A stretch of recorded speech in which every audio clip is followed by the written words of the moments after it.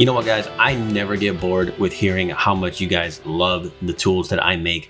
This update to Ultrasharp Pro, which I'm calling version 2.2, just a simple little extra tools that I've added. I've already gotten so much positive feedback, and people say they're super useful and they're really like surgically precise for what you want to do when it comes to sharpening and frequency detail modification and whatnot. So today I thought, you know what? Let me show some real world examples of where I've been using this kind of thing, right? So these are 3 shots from the same project in the El Yunque rainforest in Puerto Rico, in the mountains of Puerto Rico that I did with Brianna. And there are 3 very different situations that you might use the different tools for. Naturally, you can run Ultrasharp Pro completely by itself, the 5-band decomposition, and then kind of boost or attenuate any band that you want. Absolutely, you can. But if you specifically want to do some detailed things, that's where these extra tools come in. I'm going to show you because the shots are all different for different reasons. So let's start with this one, for example. Obviously, this one here has a lot of great sort of natural texture, shot at like 200 mil or something like that. So it's all very compacted. But look at all this beautiful nature, right? So many things we could do there. A general sharpening absolutely could work there. Could work great. I'm not going to worry too much about sharpening her because I think I wanted to look kind of smooth and more human against all these sharp rocks. So I might mask her out. But one thing that we can do for sure is the NBP Edge Sharpen. Now, when we run that, the first thing that you are presented with is surface blur. Now, this is some tighter texture. I don't want big, broad texture necessarily. I'm going to leave threshold alone, but I think I'm going to try the radius at about 10. 10 feels right, at least for surface blur, okay? Hit enter on that. And then the next function, this is how we're calculating against it, which is going to be Gaussian blur. So here, I think I'll do a 5, okay? Hit OK.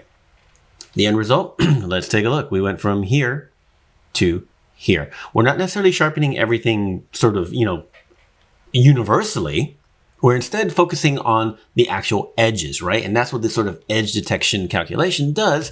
And as you can see, we go off and on, and that's what it does. Now we zoom out. It's gonna be harder to see, of course, on the video, but off and on. We bring out all those little nuances and all those little details, both the dark ones and the light ones, basically where all the really hard contrast points hit, especially the super high frequency points where there's a lot of, really obvious change. Now, I did mention that she's a little over sharp, and I kind of feel like she is. So I'm gonna turn that off for a minute, go back to the main layer. I'm gonna do a subject selection. And once Photoshop's AI is done selecting her, I'm gonna inverse that selection and use that to make a mask for my edge sharpening. So how do we inverse? Shift Command or Shift Control I, and then we go back to our sharpen and we're gonna create mask, and that's gonna remove her. Because of course, if you look at the mask, hold down Alt or Option, there's the mask. Now it's everything but her, which I think I prefer because it leaves her kind of smooth. It doesn't over sharpen, sort of the jewels and stuff on her swimsuit.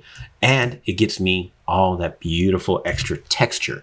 That's really, really powerful on a shot like this because I wanted that nature edge. And I did, in fact, use this function on this edit because I did it before. So that's a really great use there. Now, another cool use on a shot like this is that we have the water beads again, which I demoed before, but now we have other areas that are specular. We have the outfit itself. We have various bits of jewelry. We have the water splashing, which is frozen because I think I shot it at like 0.004 of a second or something. And obviously the most exciting tool for me to use here is going to be the new highlight detail enhance. I'm going to run that. Probably going to run it on default, to be honest. I mentioned before on the update video that the very first operator that it runs, which is the maximum filter, it's best to leave it kind of alone. If you really have been playing with it, if you modified it and you want to try something other than 0.5 on maximum, we'll see if that's useful. But past 1, it turned into a mess, but it does work really well around 0.5. Now, the median, I'm going to probably leave it around 2. Yeah, we'll go ahead and leave it at 2. It's going to calculate against each other. And then by default, it's going to be 50% opacity. So let's see, off and on. Okay, so if we look carefully, let me close the actions window. I'm going to put it at 100% opacity so we can see all the shimmery stuff on the rocks. Watch, off, on, right? The shimmery stuff on her, both the outfit and the beads, off and on. The water behind her, off and on. See that? So I know it's hard to see, especially here, but look at all the texture that it's added from here, which is nice, to here. Again, I might be too strong. I'm just trying to leave it maximized for the video. Okay, but you can find where that works. And you imagine when you have all that beautiful texture, if you decide to start grading, I'm just going to throw a selective color and just do some sort of warm grading if just for the heck of it. something like that maybe. As you start adding color, that texture could become very, very important because you might be deepening the overall look. So there it is kind of finished, and then here it is with a little bit of color and all that texture. Look, I'm not saying that's perfect. I'm saying think about what all that beautiful texture can be. Right now it's everywhere. You can choose to mask it and put it only where you want and take it out of certain areas if you want, of course, but I have it maximized so you can see. It makes all those specular highlights just pop, and it gives them a sense of sharpening. Now, if you really, really, really wanted to, go ahead and turn that off. Let's go ahead and run it again. If you really felt ambitious, then one thing you can do is, again, leave the maximum filter, the maximum operator alone. And when we run the second filter this time, we're going to run a little bit higher, right? It's in fact a lot higher. How about 6? This is going to give me a broader sense of like tonal boosting. So if I put it at 100% again, it's going to look similar, not zoomed in. But as soon as we zoom in, you'll start seeing that there's a lot stronger of a sharpening effect everywhere, not just on the specular areas. That could be what you want for a shot like this, something that you want just copious amounts of texture. In my opinion, this is too strong, but again, I'm showing you for the video, all that extra texture that can be added from there to there, focusing on the highlights, minimal to no haloing, to be honest with you.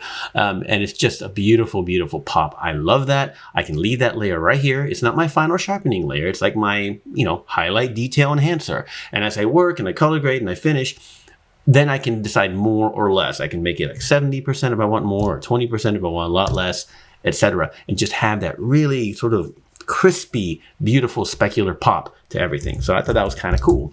Now this next one's a little bit of a demonstration more than anything, because what we have is we have her who is reasonably sharp. The camera is definitely struggling with that huge waterfall right in front of her. But the waterfall is of course blurry. So that's a different set of frequencies, right? So yeah, you can run Ultrasharp Pro and run the 5 bands, absolutely. But I'm gonna go to the MVP Sharpen band because I wanna show you something. Let's say when I run that on this one, I'm gonna choose 2, which is my lower frequency that I want to, limit, all the way to 0.1, which is the tightest one, okay? Run that, and now we're sharpening just her. Yes, there's going to be residual, especially camera noise and things, and the texture underneath on the rock, but the water blurring in front of her has not been sharpened much. I'm going to zoom in a little bit so you can see, okay? So off and on. The water blurring itself does not have any extra sort of like, tonal push happening to give it a quote-unquote sharpening. It's blurry, so it's never going to be sharpened. Only thing that's getting sharpened here, because of the small frequency that I selected, is camera noise and things of that nature, right? So the rocks are getting sharpened, she's getting sharpened, the water is still creamy. Now, what if I go to sharpen band, and this time I say something like, oh, I don't know, how about 20 and 13, okay? Now, look at the result.